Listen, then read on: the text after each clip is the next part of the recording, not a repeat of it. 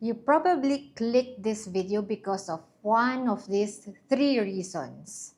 One, gusto mong maintindihan kung ano nga ba ang architecture and how it can help you in your decisions as a property owner. Two, you're a property owner or homeowner planning to renovate or build a home from scratch. Or you're in the middle of a construction, but you want to make sure that your team is doing it right. Three, you're an aspiring architect who wants to learn if this industry is the right path for you. If you are one of those three, you are in the right video. So let's explore the fundamentals of architecture in the Philippine setting in just a few minutes. Hi, I'm Pia. I'm a licensed architect here in the Philippines. I design, build, serving local and international clients. And a big part of my work is helping property owners make the right decisions before construction starts.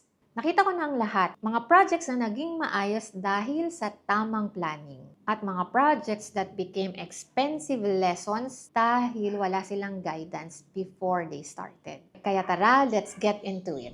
Okay, so what's architecture? Republic Act 9266, the Architecture Act of 2004, defines architecture as the art, science, or profession of planning, designing, and constructing buildings in their totality, taking into account their environment in accordance with the principles of utility, strength, and beauty. You need all three to create a proper design. But this is what I see in many property owners who come to me for help.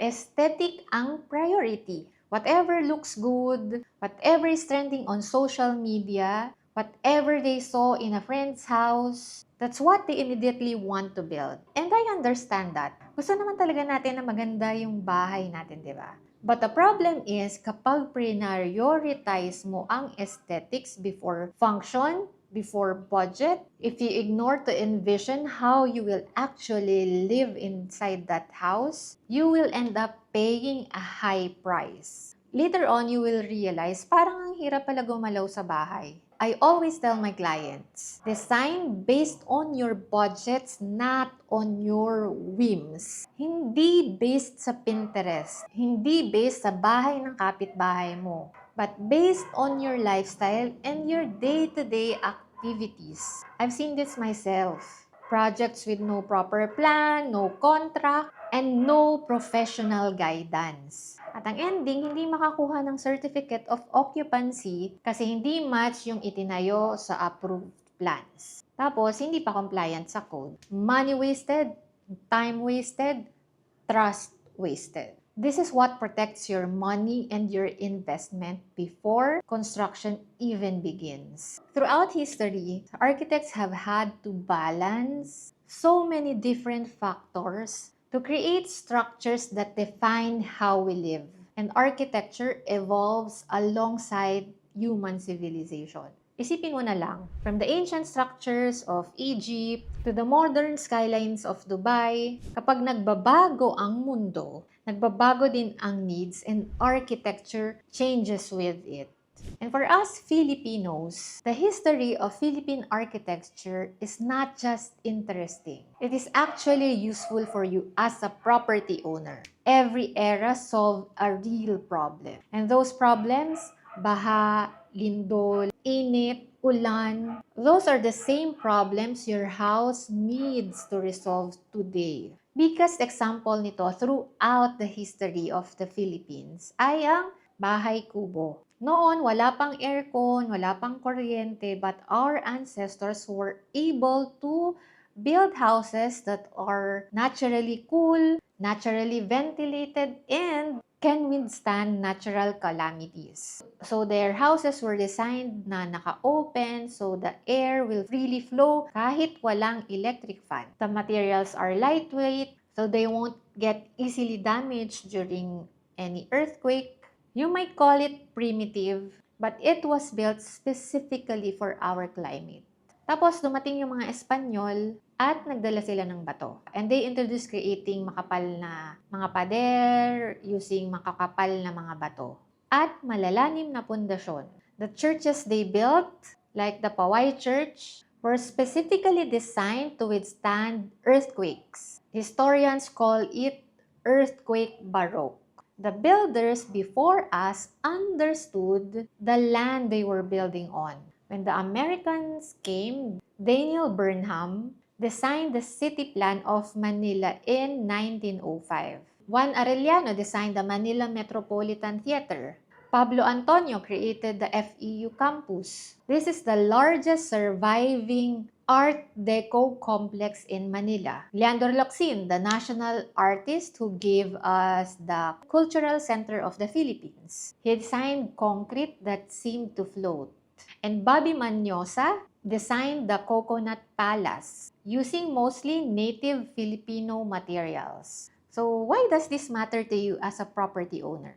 Because the best buildings are not just beautiful. They are built for our climate, our culture, and the real problems of their time. Your home should be the same. Now that you understand where we came from, now let me break down to you the 5 core principles you need to know before starting any construction or renovation project.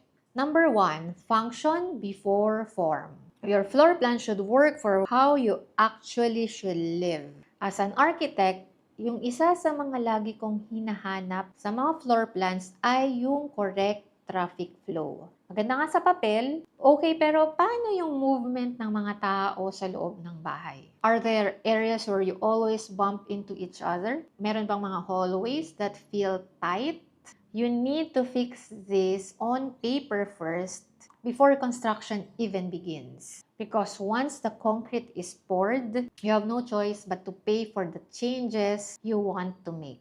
Number 2, context is non-negotiable. The Philippines faces typhoons, earthquakes, and areas that regularly get flooded.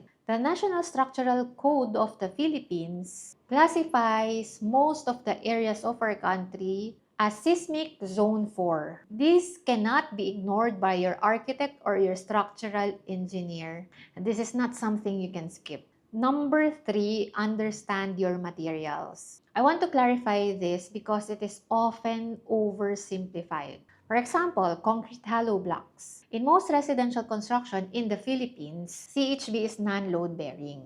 CHB is hollow blocks. This means the structural engineer does not rely on the strength of the hollow blocks unless they are designed to carry loads. A clear sign of low-quality CHB or hollow blocks is when it becomes brittle or cracks even before or during installation. So what does this mean for you? Do not just focus on the wall.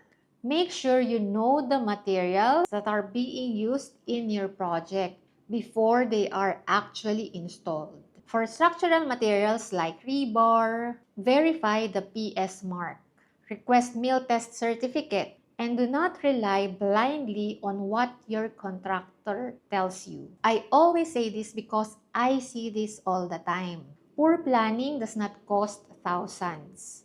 It wastes millions. If you start without a clear budget, you will not know how far you can build. That is where construction problems begin. Number 5, designing for our climate is not extra.